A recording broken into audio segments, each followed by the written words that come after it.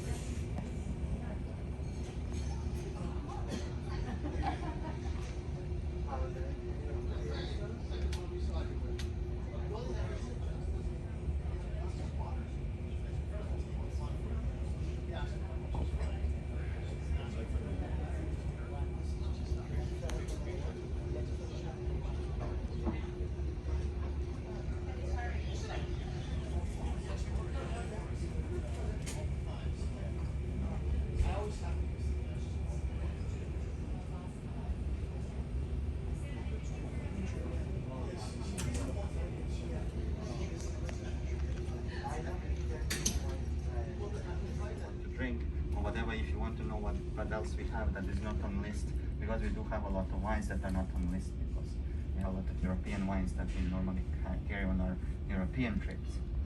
Okay, so today it's going to be about 45-minute seminar, and of course we're going to have some fun. I'll do most of the talking, so you can just sit and relax. It's meant to be kind of a pairing as well. You have 4 different glasses of wine in front of you, well, mostly wine, and then you have 4 different dishes with chocolate, mostly chocolate, right? It's gonna be, we're gonna start from left to right, and it's meant to be kind of a pairing. So that's how I will explain all the dishes and all the wines. But of course you can experiment, so don't worry, you can try different things together, see how it works. So I'm sure you will have some fun. So ready to begin? Yeah. Yes, okay, of course we will start with a glass of champagne. So what do you normally do with a glass of champagne? Toast. You have a toast. Well, thank you very much for.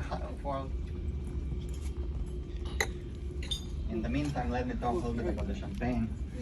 Champagne we're having is Tétanger champagne. This is their prestige rosé, and Tétanger is a smaller family winery. They come from city of Reims, so of course they put it on the label, so you can always see where the winery in the Champagne region comes from. What is it called? Tétanger. I do. Can I see the bottle? Of course, of course. Tétanger prestige rosé. So they come from city of Reims. But what is interesting is that we had a toast with a glass of champagne. So why do you think why we toasted with a glass of champagne? Well, right? The but it's rosé a tradition, because when the mixes next really was well found, it happened with the in same chocolate. place, city of Reims. The And melted next chocolate. one and the next one. So you can say this city of Reims became kind of like a capital of France. It was like a heart of France. How is and it? Kings were crowned there, and it was a very special place for them. Kind of their Deep home. conversation over How- there. How is it? It's very good. So of course, every time they would crown the king, How they is would it? celebrate with some local wines, local champagne. We have a pairing with these chocolate bars. It's a glass of a red wine. Let me ask you first about the chocolate. So what is the white chocolate made out of? Cocoa butter, yes. It's also a product of the cocoa bean, and it's the cocoa butter that is combined with the other ingredients. What's the caramel chocolate made out of? Caramel, of course, and of course they put some cocoa powder and so on. So the one that we have is about 36% cocoa powder with some caramel, and then the dark chocolate is about 66% cocoa powder. It's like the highest percentage of the cocoa powder is in dark chocolate. The dark chocolate is actually one of my favorite pairings with a glass of red wine. So that's what we prepared. We prepared some red wine for you. Dark chocolate, red wine, not bad. Of the darker, richer red wine. The red wine that we have is a Californian red wine by Lasseter Winery. You heard about John Lasseter? Yep. Our colleague from Pixar, yes, owner, founder of Pixar. He had a property in Sonoma, and he was kind of inspired by his travels in France. He wanted to plant similar grapes from France.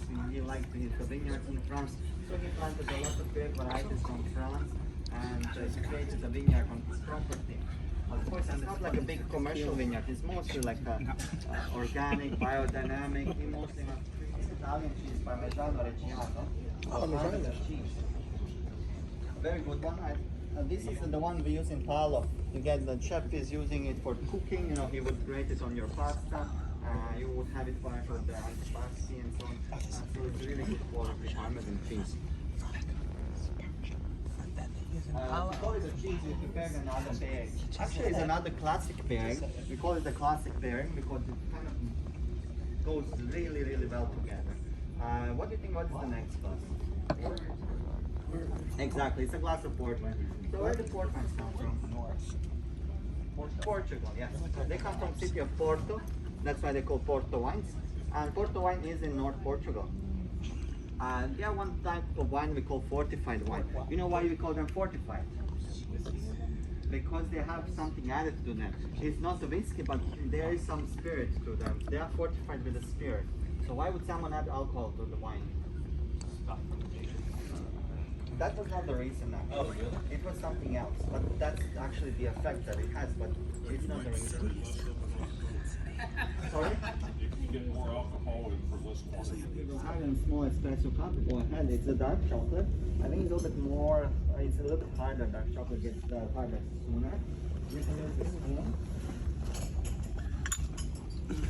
Usually when we're melting the chocolates, we use a little bit of oil to keep them liquid, but we don't want to use too much because then they change the flavor a little bit. So. And just be careful with the last pairing. What is the last pairing to go with the dark chocolate? Cognac?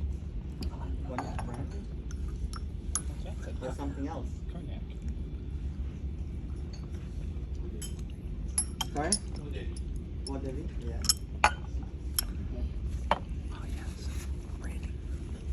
So we have usually a few different opinions. Some people think it's a whiskey, some people think it's a brandy, and sometimes people don't know the difference. So what would be the difference between a brandy and a whiskey?